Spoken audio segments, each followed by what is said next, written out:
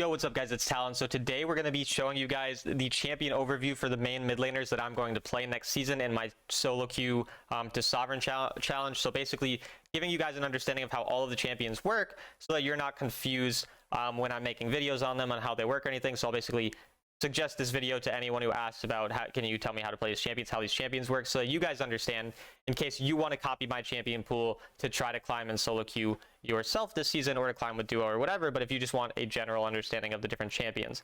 So we're going to go through all of the builds of the champions, then all of the abilities of the champions. So starting off with the build, first off we have Ekko.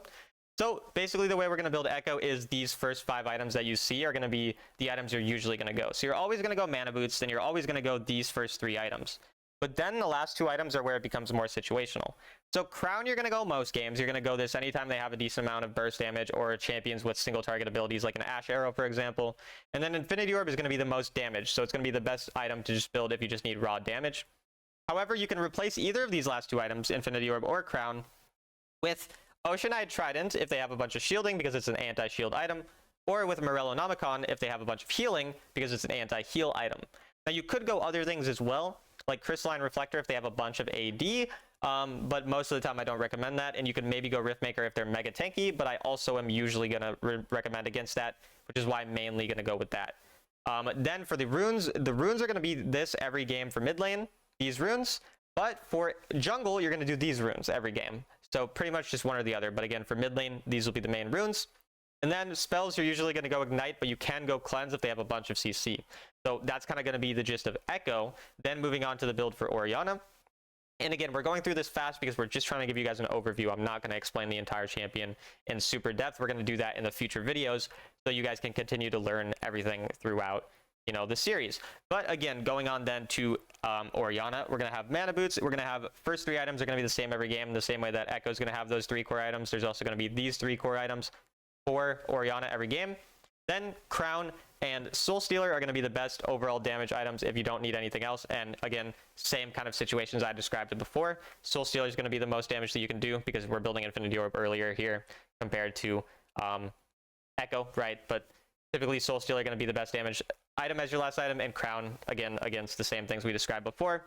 The only difference here is you can do Cosmic Drive instead of one of these 2 items if you just really need to kite the enemy. So maybe they're really mobile, you just want to kite them a bit, that can be useful. And then again, anti-shield, anti-heal, and then Liandry's can be really good as a last item if they have a bunch of Heartsteel champions and really high HP stackers, because it's really good into lots of HP.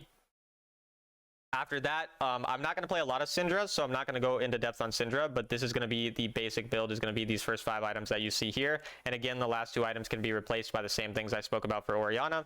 Everything else is going to be the same. And quickly to mention as well for Orianna and Syndra, for spells, you can go usually Cleanse most games if they have a lot of CC. You can go Exhaust if they have a bunch of burst damage assassins.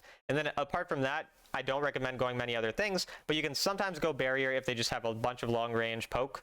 You can go Ghost if you just really need to kite people, and you can go Ignite if you're into champions with a lot of healing, like Vladimir. But most of the time, I would just stick to Cleanse or Exhaust. Same is going to be true for Corki in terms of spells. When it comes to the build itself, these first 4 crit items are always going to be the same with the boots most of the time. But the difference is going to be in the last item. You're going to go Guardian Angel if they have a lot of AD. You're going to go Trinity Force if you just need raw damage. And you're going to go Maw of Malmortius if they have a bunch of AP. For the runes, you're going to go these runes most games. The only things you could really switch is Giant Slayer to Coup de Grace. So Giant Slayer is good when they're pretty tanky, they have a lot of health. If they don't have very many health stackers, go Coup de Grace.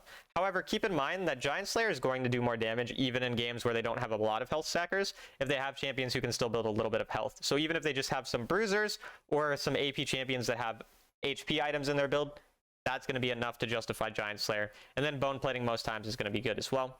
And then lastly, we have Kassadin, which is the most involved build, and will have the most things for me to explain. So you're going to always go Mana Boots, then Tear of the Goddess, most games. Then you have a choice. You're either Infinity Orb or Rod of Ages. Infinity Orb is going to be better early game, better solo carry potential, and better into squishy champions, but the weakness is you become a lot squishier. Rod of Ages is going to be better in the late game, have less mana issues, and is going to do better into these burst damage champions because you don't get killed as quickly because you're tankier, but you have less damage early game and you have less burst damage overall. So for me, if you are really struggling to solo carry your games on Kassadin, you're going to want an Infinity Orb. But if you're struggling to stay alive, maybe you're making bad choices in terms of going in, Rod of Age is going to be a bit safer. So for that, it's going to be pretty up to the individual player, and it's going to be something I'm going to continue to test out as I continue to play more Kassadin. After that, you're always going to finish your Archangels, then you're going to do Rabadons, and then it comes to the last two items. So for me, Malignance, I believe, will be a really good fourth item. This may change as I test more things out because it's a new item. However, I'm pretty confident that Malignance is going to fit into the build, and fourth item makes a lot of sense to me. However, we'll definitely keep you guys updated throughout the series if this changes or my opinion changes. And then last, Crown is going to be good most games, and then same thing with the anti-heal, anti-shield as per usual. So that's going to be the overall build overview for these 5 champions. Now I'm going to get into explaining the abilities of the 4 champions that I'm going to main. Again, I'm going to leave out Syndra because that's a champion that I don't think I'll play a lot, but I just wanted to mention the build in case anyone was curious. Okay, starting off with Ekko. So Ekko's passive is basically just every third attack that you do will deal bonus damage. So that means that you could do 3 auto attacks, and then the third auto attack will do bonus damage. That could mean you do 1 auto attack and then 2 abilities. Any combination of abilities and auto attacks, you just need 3 of them. Main thing to keep in mind. Then when it comes to the first ability, your first ability is going to throw out a circle that does damage on its way in and then does more damage on its way coming back, and it also slows people for 40%. Then you have the second ability, which basically throws out a circle, and after a second, the circle explodes basically, and when you go in the circle, it'll stun people and give you a shield. That's the gist of it. Important to keep in mind that if the enemy don't have vision of you, they can't see you throw the circle initially. So there'll be like a second where they don't actually see the circle until it gets like to the bigger circle basically, and then they'll see it. So you can throw it out of vision to kind of surprise the enemy, and then that's going to be an easier way to land it, because it's hard to land the stun since you have to wait a second for the stun to build up before you can go in and actually stun someone. I actually don't know, is it it's 1.5 seconds. So yeah, when it's 1.5 seconds, for the first 1.5 seconds, it just slows people if you go into it, or like when they get hit by it, but then it'll stun them after 1.5 seconds. Instead of, I said 1 second, I meant it turns out it's 1.5. But that's the gist of that one. Then the third ability basically gives you a dash and then a bigger auto attack, and once you auto attack, it dashes you towards the person you're auto attacking. And then the last ability is the ultimate. The ultimate sends you back in time. I believe it's 3.5 seconds back in time. And then wherever you land, wherever you were 3.5 seconds ago, you do damage within that circle, and you also heal back to whatever health you were at that time, and again dealing damage. So typically you're going to do something like this, where then maybe you'll land your ult on someone, or maybe they're chasing you and you run away from them with your ultimate. So then to go into the basic combos. So the first common combo is going to be, if you're out of vision, like I said, you're going to use your second ability, or so you're going to use your second ability, then you're going to third ability, dash, auto attack, first ability, and then auto attack in between when the circle is coming back. Another common combo is going to be with your ultimate. So if you use your third ability before you ult, you get the big auto attack after you ulted. So what I mean is, look out here, I'm going to put my, again, I was here 3.5 seconds ago. I'm going to do this, third ability, ult, and then auto attack, and I got my big auto attack. And then after I get my big auto attack on them, I'm going to, obviously first ability and whatever. And then the last thing is, as you're running away from someone, if you expect them to walk into your ult, you can actually second ability on your ultimate and then stun them on your ultimate right away and get damage on them and then do the same thing. So if you wanted to look at the full combo with the ult, what it could look like if you get everything off perfectly is you second ability as you're running away, third ability, ult, auto attack, first ability, and then run away as your first ability basically lands on people. Something I forgot to mention is your second ability passive, where attacks against low health targets deal an additional 10% missing health damage. You deal more damage to lower targets with your second ability passive. And then I believe I'm looking through to make sure that's everything that I mentioned in case I forgot anything. I think we mentioned everything about Ekko. Oh yeah, and you get the movement speed. I forgot to mention that you get movement speed after landing the 3 spells. That's an important thing to mention. So with your passive that does damage in 3, after 3 abilities or auto attacks, you get bonus movement speed as well when you're running away from that target that you did the damage to. So that's going to be it. Then we're going to go into the next champion, and because I'm lazy and don't want to edit, we're just going to do it right here. Finding Orianna. Pretty cool how practice tool works, by the way, that you can just go in and do this. Just switch the champion. So basically we'll just do that, we'll level up, and then we'll explain to you guys how Orianna works. So starting off with the passive for Orianna, her passive basically just does more damage with her auto attacks, and then every auto attack after your first auto attack will do additional damage to the enemy within 4 seconds. So basically, you know, I auto attack them once, I'm doing bonus damage, then I'm doing even more bonus damage, more and more, etc. So she's really good at auto attacking compared to the average mage. Then Orianna's, you know, all of her abilities revolve around her ball, which is nice if you like to, you know, if you're immature and you want to make jokes about balls. So if you like that, like me, then, you know, that's really good, right? So your first ability throws your ball out and then does damage to anyone that it hits, basically. So very straightforward, throws your ball out, does damage to whoever it hits, and then it stays wherever it lands. It doesn't come back to you, it stays where it lands. So then you can use your other abilities after you throw your ball out. Second ability, for example, does damage within the area, as you can see here, and then it also slows people within that area. Then the third ability will bring the ball back to you and give you a shield. And then finally, the ultimate will do damage within the area, as you can see, and it groups people together and knocks them up briefly. So basically, the way the combo is going to work, throw your ball on someone, second ability, ultimate, and then third ability to bring it back to you. That's going to be the gist of it, because the third ability does also do damage when it's coming back to you in between anyone that it hits. So that's just going to be the basic combo that you're going to do. Only other important thing to understand is that you also get your you get sped up if you use second ability yourself. So if I second ability myself, I actually get 20% movement speed, the same way that it slows people if I landed on them. Basic combo, again, yeah, we just said, you know, first ability, second ability, ultimate, and third ability. If you're going to wave clear, you're just going to first ability, second ability, going to be pretty straightforward. And that's kind of going to be the gist of Orianna as a whole. Again, we're just going through the basics of the champions. We're going to give you guys more in-depth explanations of these champions as we play them throughout our series. So then we have Corki. Going on to Corki, basically going to just level him up, then we'll show you guys all the abilities. Oh, I had to do that. There we go. So starting off with the passive for Corki, basically does 20% true damage on his auto attacks. Then after landing 6 ultimates, you get a package delivered to you, and if you pick up the package, you get 4 big ultimates, which we'll show you guys how that works in a second. Starting off with the first ability, though, the first ability is just damage in a circle, throws that damage in a circle, and then it reveals anyone that it hits as well.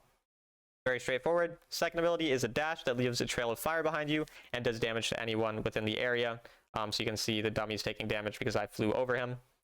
Then we have the third ability. The third ability basically does a bunch of little Gatling damage things that goes to wherever you're facing. So say that I'm facing this way and I start auto-attacking this guy, but then I auto-attack him. Now it changes to where my thing is going to go.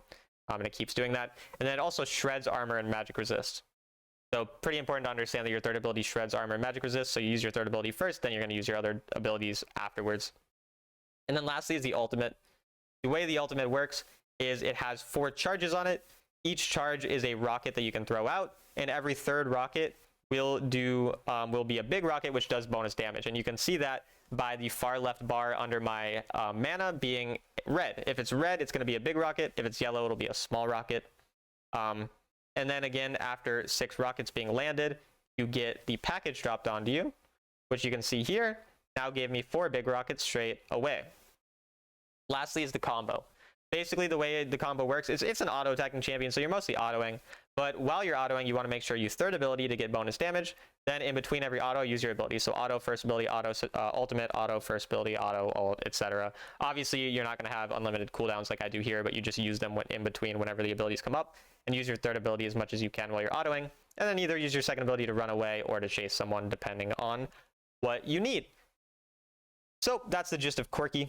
Then we'll go into our final champion, which is Kassadin. So now, basic thing to understand about Kassadin passive is that the Kassadin passive gives you a magic shield whenever you use an ability near someone. So look at my health bar, look how it becomes purple once I do damage near this person. That's because that's my magic shield. That's why Kassadin's really good into AP champions, because of that magic shield.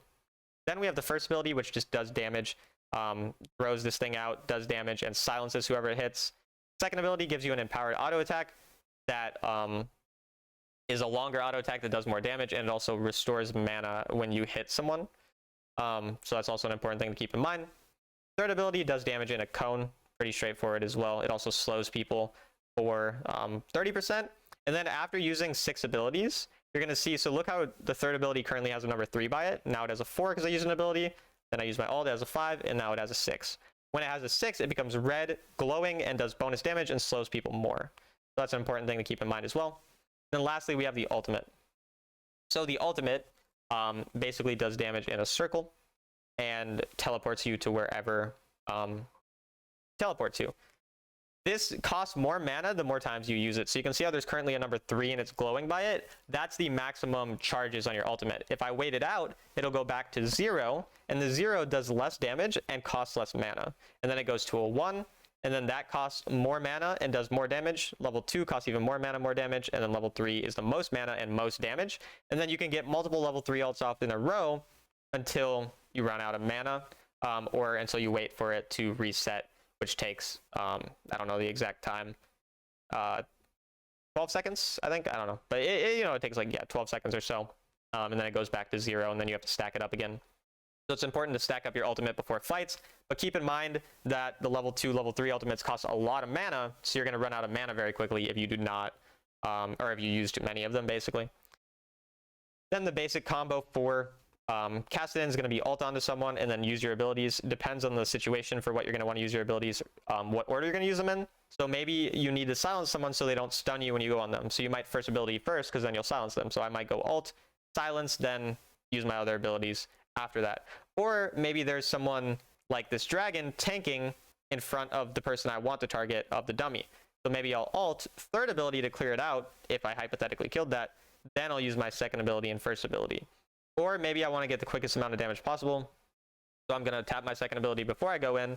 Then I'm going to ult in, second ability, and then immediately third ability, first ability. So it kind of just depends on the situation, right? But that's going to be the gist of Kassadin.